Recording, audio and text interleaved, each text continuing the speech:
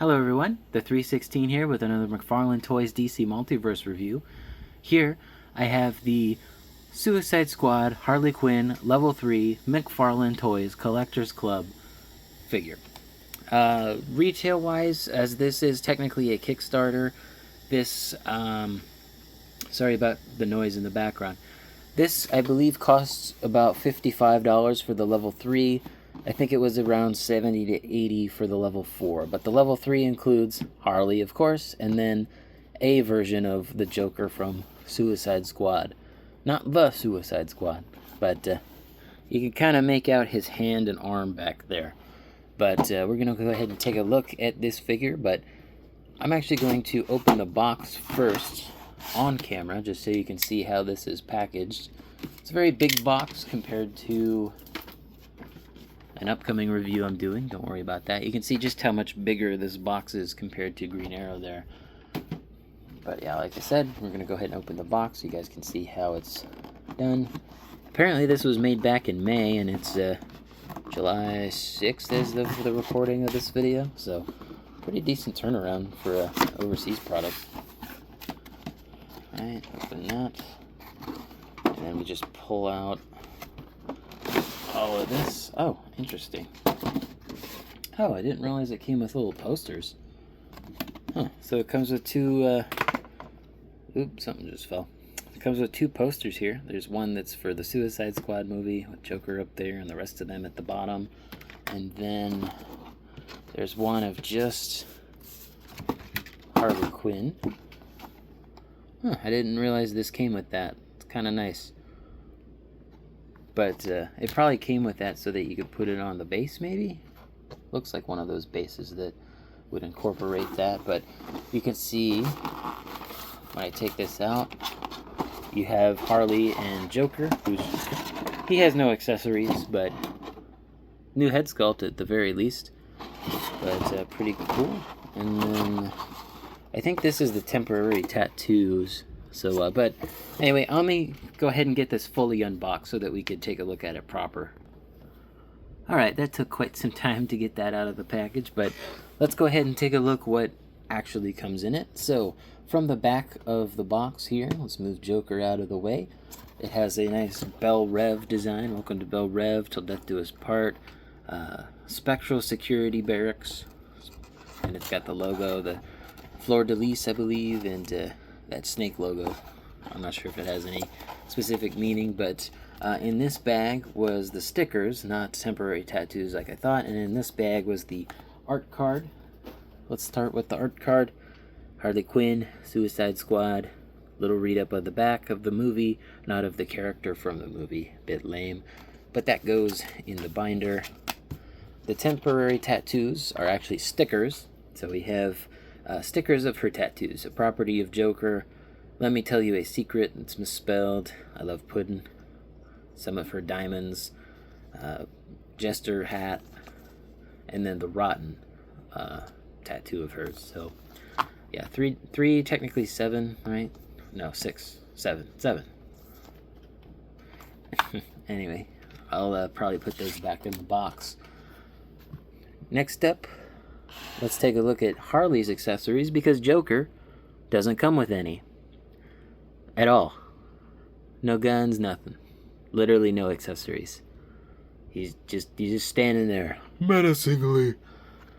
But Harley Quinn does come with a Suicide Squad stand, but not a standard DC Multiverse stand. It's just a logo of the movie, and it only has 1 point of connection with her feet. And I'm going to keep her on this for the review, just because she can't stand up on her own with these heels. They just will not allow her to stand up for some reason.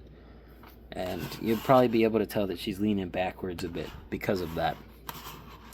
Now, I'm going to start off with the weapons and then work our way through the body parts that she comes with, because she comes with quite a lot here. First of all, she comes with this actually surprisingly heavy baseball bat here, and it is printed with multicolored text with black, red, and blue being shown. Really like that. Let me see if I can get better light on this. Just to give you an idea of all the paint on there, I'm using my UV light. You can see the red and the little bits of blue on there.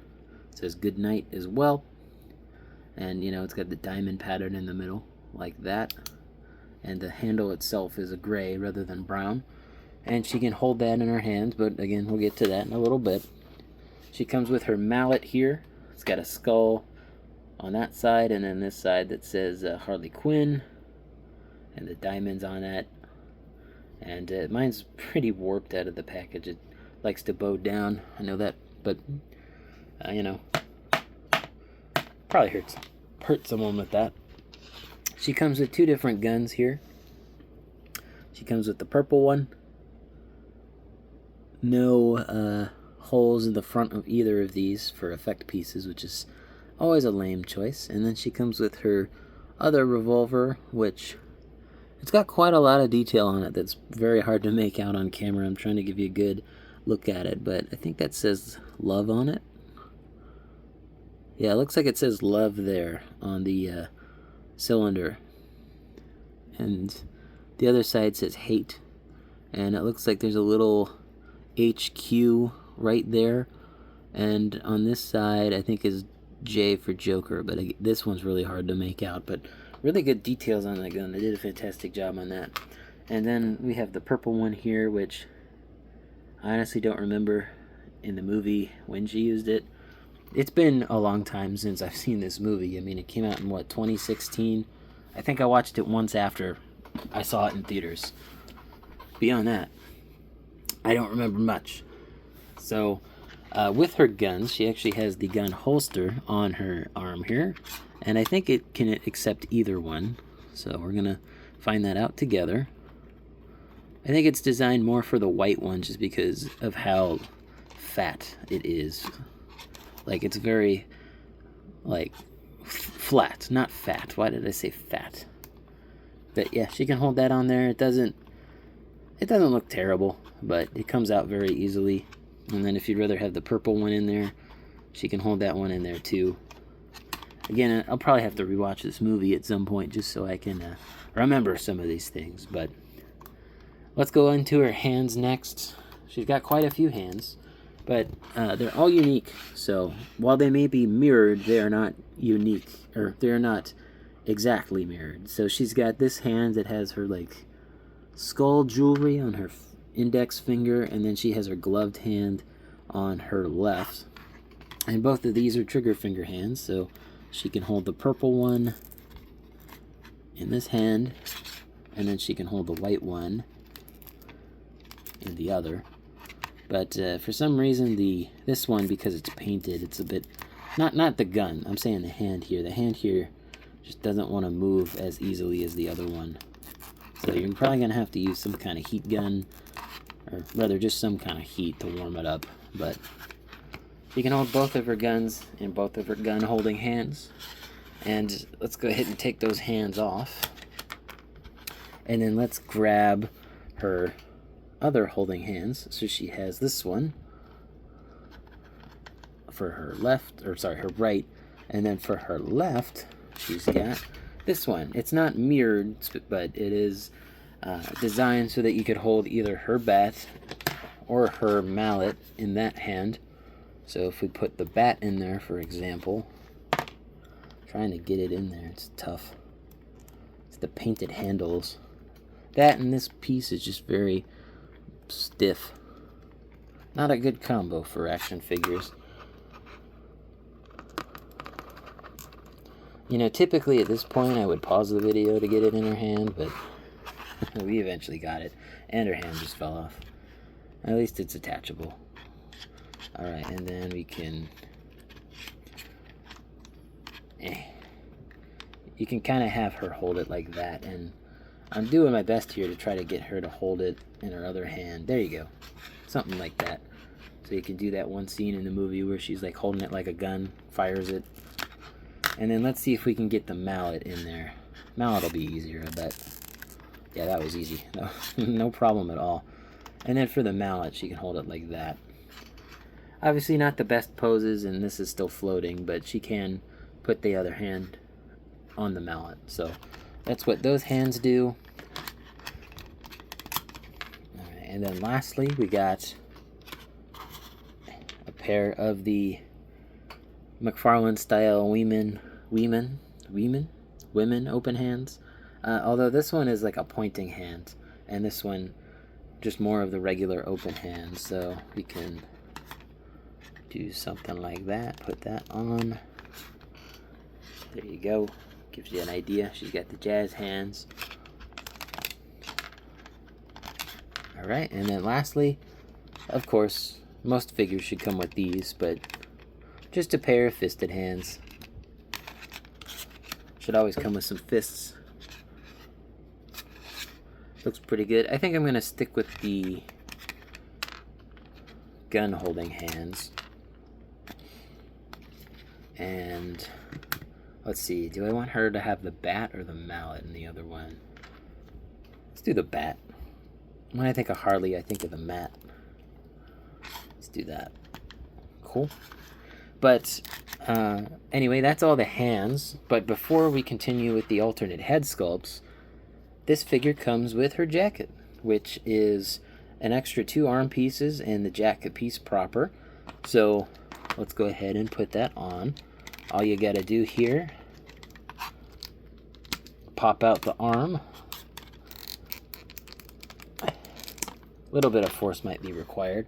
And then I don't know if you should keep this on or leave it off. I'm going to leave it off because I'm looking at the photo here and I don't think she had it on. Actually, no, she does have it on in this photo, but it's a lot lower than it is on the figure. So let's keep this on and see if we can put the jacket on with no problems. So the jacket piece itself. Okay, yeah, so it is designed to hold that, because you see how the jacket's folded farther back on this side. That's pretty cool. Just get the arms in there. There you go. And then let's give her the other gun holding hand. And where's the pointing one? Where did that one go? There we go. But yeah, there she is with the jacket on instead. So yeah, you can keep the holster on. You don't have to take that off. Really like that. Really glad about that. But yeah, she looks good with the jacket on, but kind of wish it was like a cloth good. But anyway, let's go ahead and actually take a look at the figure itself now. Okay, that's weird. I'm looking at these arm pieces and they have like flesh tone on the joints themselves. It looks like they painted... Is this a dual molded piece? Or is it painted red? Did they really paint the joint piece red? Did they really do that? Why would they do that? You never paint joints red because it can break the joint. No wonder it was so hard to get off. Can't really get her arms down to the side, but like I said, let's take a look at the actual figure, and I'm really impressed with this, you know, for a crowdfunded figure that was just a little bit above a collector's edition price before shipping. There's a lot of paint detail on this, and what I really appreciate is all the extra head pieces you get. You get 5 different expressions. You only get 1 hair piece, but let me take the hair piece off of this one, which does not want to come off for some reason. Alright, the head sculpt came off. Let's see if I can get the hair piece off. Okay, we got the hair piece off, so this is the one that comes straight out of the package. I don't really think it looks all that much like her, but we got the rotten tattoo, we got the heart by her eye, we got the red and blue bits on the side. She's even got painted earrings on her ears there. The gold and the black. Like what? So there's that head sculpt. Next head sculpt. There's this smiling one, which I think the likeness is much better. Let's put that on real quick. Yeah, it seems like this hair piece is not the most cooperative, but yeah, I think this head sculpt looks a lot like her. I'm definitely going to keep that one off to the side. Alright, next head sculpt. Crap, dropped it. This head sculpt, she's blowing some bubbles and she's got some battle damage on her forehead. Her ears look a little more pink, but I think that's just the color of plastic they used for the underneath showing. Not a bad looking head sculpt. Not sure if I'm going to display her with this one just yet. But yeah, this hair piece is very uncooperative. It does not want to go in correctly. Wait, is that piece... Okay, so be very careful with the piece of gum. It is removable. So, you know, if you want to give Harley Quinn like a blow dart, you can. But yeah, the piece of gum is removable. But again, it just leaves a weird looking hole. Next up, she comes with the battle damaged, non-smiling face. And you can kind of see how this is keyed. So the hair pieces in the side and the back, how those all line up. It doesn't want to line up though. Like one piece always is out of alignment. Keep dropping these stupid head sculpts, man. Keep dropping them head sculpts. Come on, Harley, get in. Anyway, I'll have to adjust the hair sculpt on it, but yeah, this one looks good too. No problem with that one. And then the fifth and final head sculpt here, we have her winking, which I think I'm going to go with this one, even if the likeness isn't all that there. I think the smiling head sculpt has the best likeness of all of them. This one looks just like Margot Robbie, but let's stick this on. Yeah, I don't know why these hair sculpts just don't want to cooperate. Like I get one side and then this one has a big old gap in it. Yeah, I fixed that side and now this side's out of alignment. That's fun. Alright, but now that we're here at the head sculpt, looking at the hair itself, her pigtails are, I wouldn't call them fragile, but I don't believe they're removable. They don't look removable. I would not try to remove them. You can kind of see again how the hair piece is supposed to go on, and then it's not cooperating with me in any way here.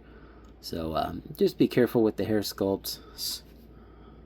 I wish she came with another hair sculpt, but oh well. Let's stick that head sculpt back on. Yeah, I like that one. That one's good. And she comes with a lot of painted detail on the figure, mainly in her tattoos. Let's see, can I get this down any further? No, it looks like that her crotch piece might actually be one whole molded piece. I'm trying to tell. No, it's still a rubber diaper for her diaper, I guess. Her shorts. Can you even call these shorts? Anyway, but you know, you can see her Lucky You tattoo there. You can see her tramp stamp tattoo. I'm watching. I didn't see if there was any paint on the back of the figure, but on the back of the jacket it says Property of Joker, and it's got since never. It looks like it says established since. I can't read the rest of the jacket, but it's very well detailed back there. If you can read that, let me know in the comments again. She's got the gold stripe, which is very well executed there. She's got the like the gold around her wrists on both sides as well. Really well done there. You got Daddy's Little Monster, and they even added the bit of faded red at the top of the t-shirt. Really like that. The molding's pretty good too, although I don't remember this bit of red there. Where'd I put the card? Maybe that's supposed to be like a battle damage there. I don't know. Really hard to tell what that's a little bit of red's supposed to be. I don't remember that little bit of red there in the show. Weird. Now she does have tattoos on her legs, but they're very covered by the very nice and very cloth goods fishnet stockings. But she does have them on her legs. Again, it's very hard to make out, but she's got them all on there. At least on the upper thigh. I don't see any on her calves. But just trying to give you a better visual of the tattoos. And I don't see any on her calves, but a really well done paint job, even on the boots here. It's just black and white, but something I don't like, they gave her flesh tone knees, or ankles rather, instead of continuing the fishnet all the way down, which is accurate. They just gave her flesh tone knees. They could have made that a darker flesh tone and I would have been fine with that, but nah, it's just regular flesh tone. Really nice molded detail here. Other than the legs, I think everything is brand new.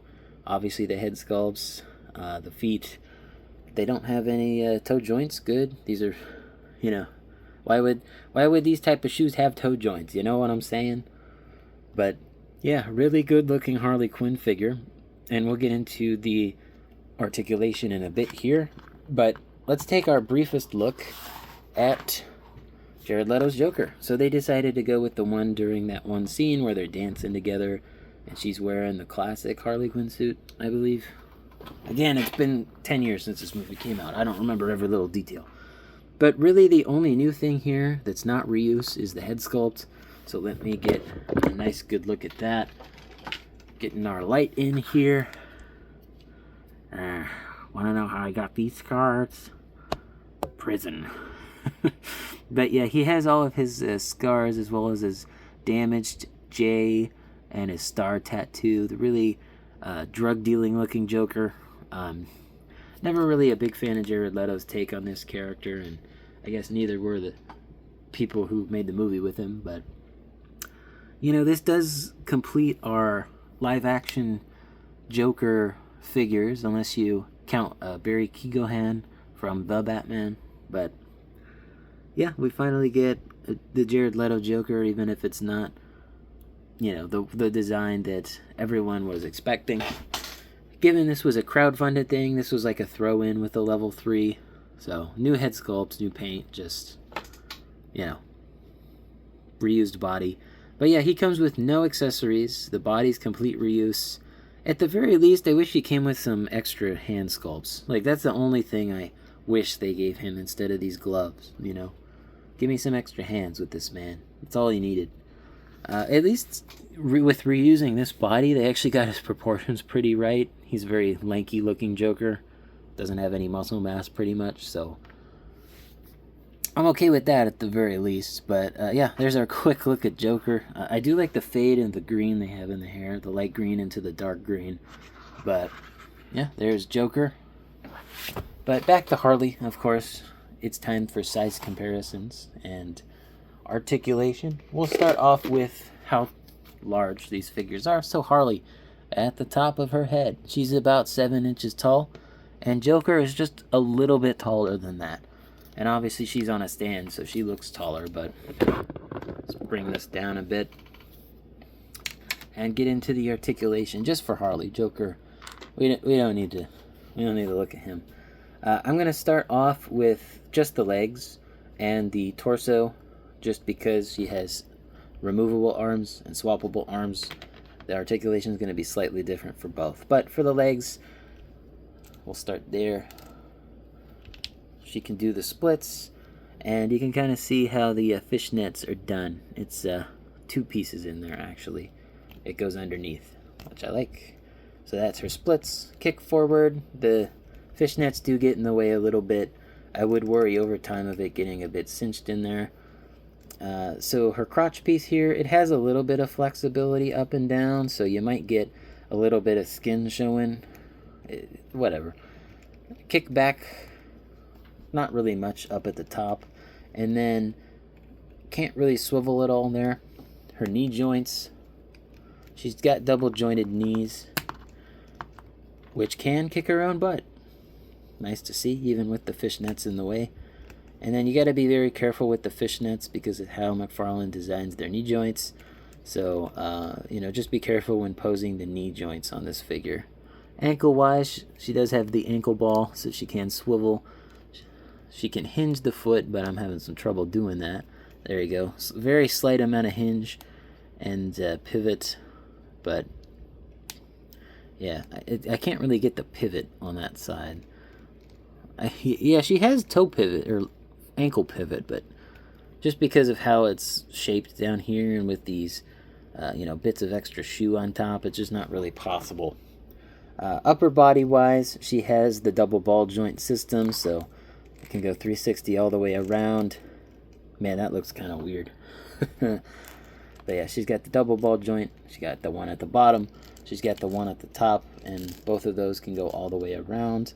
Crunch wise, she actually has a pretty decent amount of crunch, at least for Mcfarlane standards. Crunch backward is also pretty good. And then we got side to side with both joints. not really all that much. And then with the jacket and jacket arms, she can get a perfect T-pose, like in that. And then she can't really get her arms any further down than this on both sides, but she does have 360 there. She does have swivel in these arms. It's a bit tight, but you could theoretically go all the way around. Double joint in the elbow. She can touch her own shoulder with no problems. And you guys already know what the wrists do. So sometimes the mold of the spiky collar bits get in the way. So just be wary of that. But you should be able to. Trying to see if I can swivel this. So it's, yes, so it's side to side or up and down depending on what you want. And then with the headpiece, she can look up that much, look down quite a lot. Of course, you got the 360 on the head, and you got the tilt. And then without the arms, I should have said the other arms. Almost forgot. It does say yes and STR on her, or sorry, sir. Yes, sir, on her bracelets there. Forgot to point that out. And she does have the stripes there and the faded paint up at the top again. But with these particular arms on, she gets about the same range of movement, even the back crunch without the jacket on. Swivel's good there. She gets a little bit more range of arm movement just because the jacket's not on. Again, she has the swivel up top. It can move, theoretically, just very tight on mine. And then she's got the double jointed, touch her own shoulder, no problem. Looks pretty good. And then, of course, as y'all know, the wrist joints, what those do. So, yeah, pretty good. Really good range of articulation, especially in the upper torso. Wasn't expecting this figure to be very good in the articulation department, but she is. So I'm going to put her back on the stand, and then we can take a very, very brief look at Joker. We already know what this body mold can do, so all I'm going to do is this.